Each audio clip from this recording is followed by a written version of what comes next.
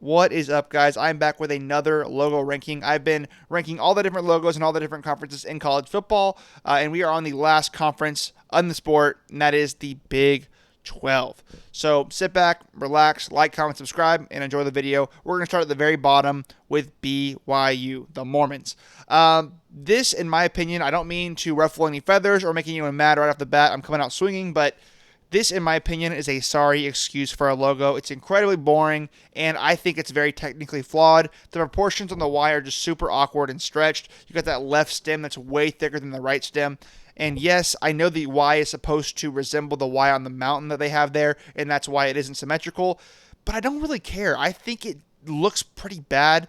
It's literally just a letter in an oval. There's not a lot to appreciate for me. It kind of looks like if you took the Penn State logo and then took everything good about it out and replaced it with a weird looking Y. At least the points of the Y curve with the oval, but that's really the only positive I have for this logo. It's not for me. I'm sorry.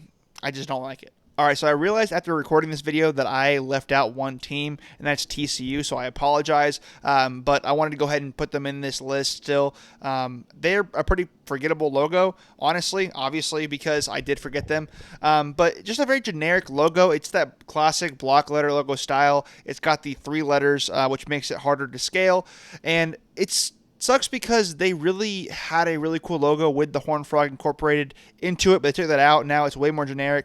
They've kind of just gone downhill branding-wise overall. They took out those uniforms that had those really cool spikes on them. So just overall, they're just regressing branding-wise, unfortunately. I do like the color scheme. Purple is a great color, but because of how generic and simplistic the logo is, I can't put it much higher than this between UCF and BYU, close to the bottom of the list. It's got a nice curve to it. It's got a very collegiate design, but overall, there's not really much to say about it, and I miss the logo that they used to have. It's versatile, but again, who cares? They took out all the personality within it, so this is where it's going to fit in, and we're going to go ahead and get right back to the rest of the video now. At number 14, I have UCF, and there isn't much more positive I can say about UCF. They use that gold and black color scheme that I'm just not personally a fan of. If you've seen any of my last videos, you know that these gold and black letters logos are usually at the bottom of my list. UCF does do it better than others, which is why it's not dead last, but still doesn't do a whole lot for me. It is kind of rare that we see a monogram logo that includes 3 letters, especially in this almost overlapping structure. I do like the way it descends from left to right. It reads how it's supposed to, and it does add some energy and motion. And it does a little more than some other monogram logos to stand out, like the white bevel and the sharpness in several points throughout the logo, whether it be in the negative space or not. I think it's a nice typeface. I think it works pretty well, but I do find the logo just weak overall. The logo really feels like it has to be blown up to a larger scale to really stand out, and the addition of that 3rd letter makes each individual letter feel smaller and not very imposing. It's a fine logo, I guess, but it just still feels pretty generic and mediocre at best. At number 13, I have Houston, and here we have your classic overlapping block letter logo. I love that shade of red that they used, and I like how the top left serif on the edge fits cleanly into the valley of the U, but what I can't stand is how the bottom of the U does not fit cleanly into the H. They had to add that extra little red triangle to hide that, but I was not fooled. I can easily see that. That little detail really throws off the balance of the whole logo to me. It would be easier to forgive it if the logo was something more interesting than just letters, but it's not. It's a generic logo, so small things like that really can drag it down. Plus, I don't love the extra white outline. I think it's just unnecessary. So as much as I love the shade of red they use, the design of the logo kind of holds it back. And at number 12, I have Baylor. Like Houston, Baylor has an overlapping letter logo, but instead of block letters, they chose a typeface more similar to what UCF has, with those sharp edges and negatives in the negative space. And to be honest, I'm not a huge fan of that, especially on how it looks on the U. It just carves a bit of it out in a way that is really unsatisfying to me. Plus, the band of the U doesn't really fit together in the same way the other letters might. And I don't really care for the fact that the U connects directly on the bottom of the B, but has an odd space when it comes back up, if that makes any sense. It just feels like there should have been an outline, but they removed it and forgot to clean up the logo. Speaking of which, I do prefer the old version of this logo without the sharp edges in the negative space. It's a more consistent design where the U connects on both ends. The yellow outline really worked well with that dark green, but this logo does not have that benefit in an attempt to be more versatile. I can appreciate versatility, but I'm starting to get tired of schools abandoning better logos and taking away key details to give their logo more flexibility. It just is not worth it sometimes, and here is one of those cases. At number 11, I have Arizona, and this logo is kind of an odd one for me. It is a simple letter logo, and the exterior is a classic block letter design, but within that block letter design is a more sharper line-based letter logo, so it's basically like an A inside of another A, but both layers look very different design-wise. And for the most part, I think the contrast actually works pretty well, especially with the red, white, and blue color scheme. I really like the thick blue outline and how the tip of the A just barely touches the inside of that block A, and just how the interior A interacts with the exterior one. And it makes a good use of negative space. But where the logo really loses me is the fact that the exterior A does not connect at the bottom. It just leaves this open space that feels really awkward to me. Plus, the top serif feels noticeably wider than the serifs at the bottom. So, while this logo is unique for a letter logo, it does not quite hit the nail on the head, in my opinion. At number 10, I have Utah. And this logo got totally neutered, which might affect my ranking for it being so low. This would have easily been number 1 or number 2 if they didn't switch to this generic, interlocking block U. The drum and the feather logo is so iconic, super cool, and while they still use that logo occasionally, we are ranking primary logos, so that logo is off the table for this. And apparently, that is no longer the primary for whatever reason, but it really should be. But as far as the interlocking U's, it's not a bad logo. In fact, it's one of the better interlocking letter logos, but since it replaced such a good logo, like I said, it's really hard to appreciate fully. But it is a very strong logo. I like that they used a pretty thick stroke, and I think they interlocked pretty well together, and I like the bold red. It's pretty versatile. I know it feels like I have been all over the place on versatility, but like I said, I am all for versatility as long as it isn't sacrificing for something better. And I think this logo is all one color and, monogram. It adds strength and boldness as well as adding that versatility. Take the Houston logo, for example, because that is a very similar logo to this logo, but it doesn't add an unnecessary outline that takes away from the logo that makes it a bit weaker. This is a stronger version of what that's doing. At number 9, I have West Virginia, another letter logo, unfortunately, but this one hits a bit different. It is a very unique and specific typeface arranged in a very specific and unique way. It has an 80s and 90s look to it, very stylized and aesthetically pleasing with the way that the V fits under the W, although it does cause one of those situations where it's so stylized that it almost doesn't look like the letters they're supposed to be. It can look more like a random shape than a V, but it's iconic enough to where that probably isn't a normal concern. I also like how instead of serifs, the logo flattens out at the points. I don't see many other logos doing that. I'm not a huge fan of the change they made in 2026, switching to a monochrome and navy logo rather than their yellow logo with a navy trim. I know it's technically more versatile. Again, I think it took away some personality the logo had, though. So that's why it's here at number 9. At number 8, I have Iowa State. And there is a lot going on in this logo. They have a big eye in the background and a word mark in the foreground in front of it. I mentioned before, but the vibrant red and yellow color scheme reminds me way too much of McDonald's, which makes it harder to be really, really intimidating or imposing. I do like the bevel on it, though.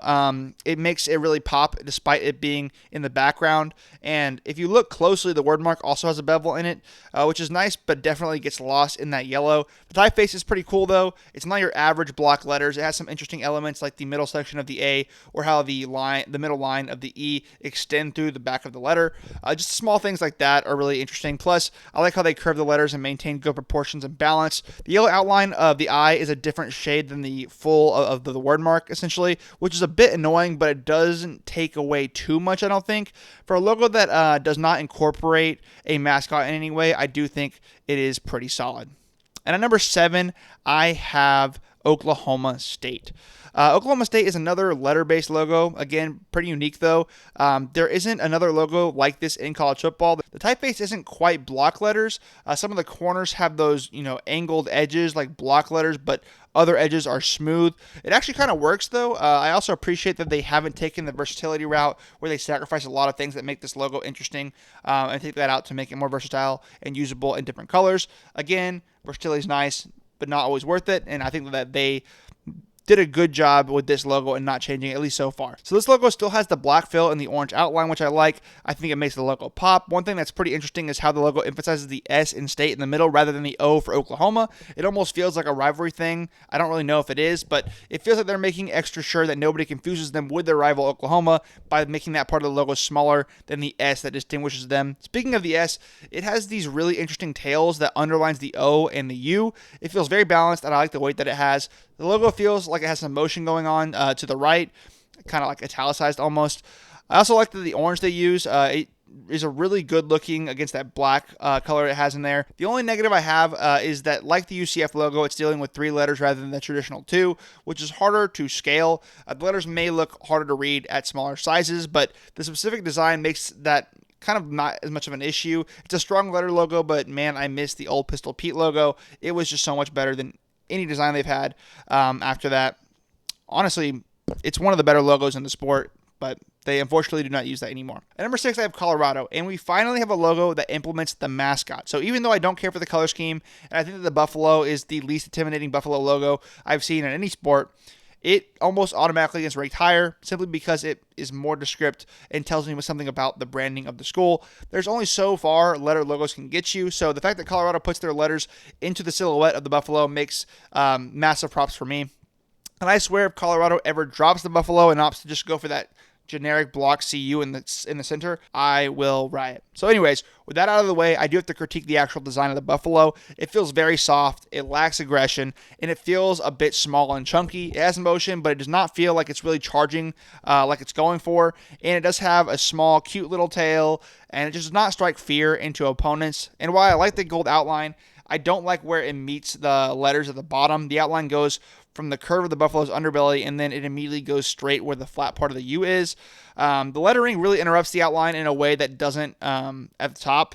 Also, I'm not a huge fan of the white horn. It's the only place in the logo that has that white, and it feels really out of place to me.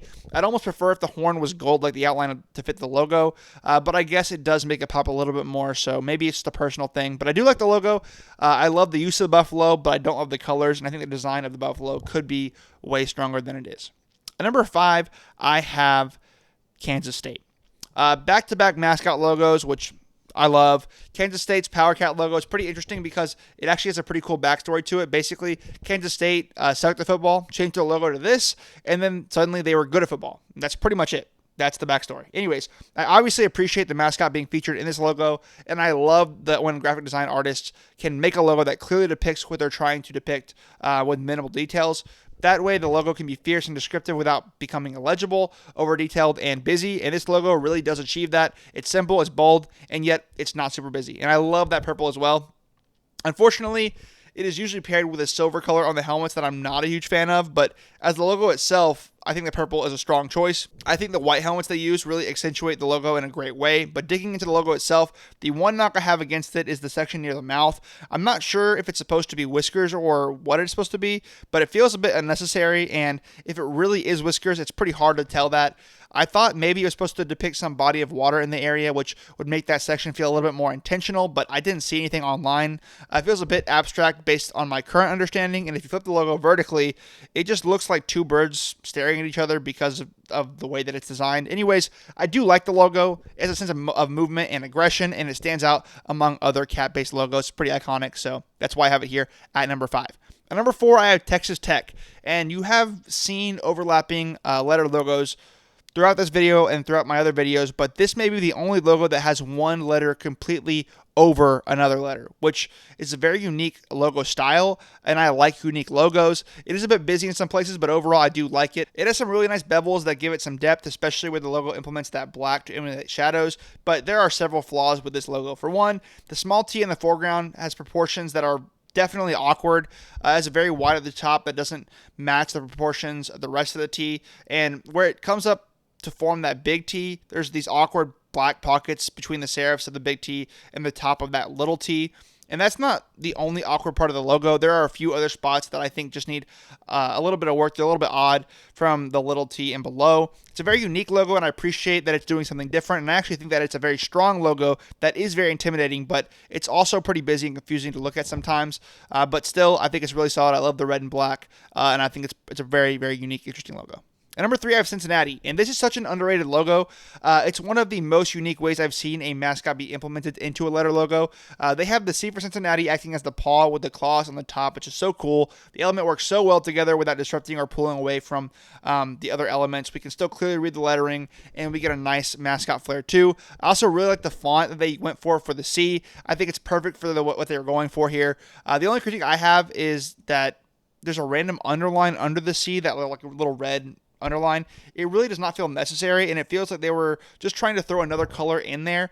Although it does make more sense when you look at their uniforms and see how that logo with the underline replaces the C in the middle of the Cincinnati word mark. So it definitely helps stand out there, but on its own, it does feel a bit odd. At the same time, though, I do like the color contrast it has with the black, so it's a bit conflicting for me. I do think the logo looks better with it than without it, but I can't help but to think that there was some other way to incorporate the red without a random underline in there. At number 2, I have Arizona State. This logo freaking rocks. I love the trident motif. I love how stylized it is. I love the motion coming off the trident. And of course, I love that it connects to their mascot, the Sun Devil. I love the color choices with the darker red contrasting with that brighter yellow. The logo just has so much energy, so much flow. It really looks like a trident is about to fly off the helmet into whatever is in front of it. It's such a clean logo. It manages to bring a really cool look with a personality to a more simple design. I love how sharp the points look. I like the curves on the outside prongs and how the middle prong is really accentuated. It is just such an awesome logo that I think has nothing negative to say about it. It probably would have been number 1 if they were in the Big Ten, but unfortunately, they're up against one of my favorite logos in the sport, and that is Kansas. This is such a unique logo and really a one of a kind. It's a logo that you don't see a lot in modern times. It's bold, it's got a lot of detail, and it just has a cartoonish look that I just adore. It has so much personality and so much character, which that's something that a lot of modern logos miss out on in exchange for something that looks more sleek and more clean. But these old-fashioned logos have a more hand-drawn look that just rule to me, dude. And sure, there are things I can point out about proportions and the anatomy of the bird being off, but who freaking cares? Logos like this are just so fun. I love the splash of color with how contrasting it is. It throws all the primary colors in there, which definitely stands out. And while I don't normally think the combination would work as far as colors go, it just does here. I also love the pose the Jayhawk is giving, like it's that forward momentum, like it's walking. I love the lighthearted facial expression. It's not intimidating or anything, but it really doesn't have to be, especially in the basketball world where the history of the program just elevates the logo itself. I also love the font of the lettering within the Jayhawk. Overall, this logo may not follow modern logo rules, but it is not a modern logo. It was made like 80 years ago, so it does not have to live by modern standards, and it is a logo that I think is obnoxiously fun and awesome and my favorite logo in the Big 12. So that's going to wrap up our college football logo rankings. We've done all the conferences now. Let me know what you think in the comments. Do you think I did a good job? What do you think I got right, got wrong? And what's your favorite logo in college football? See you guys in the next video. Peace.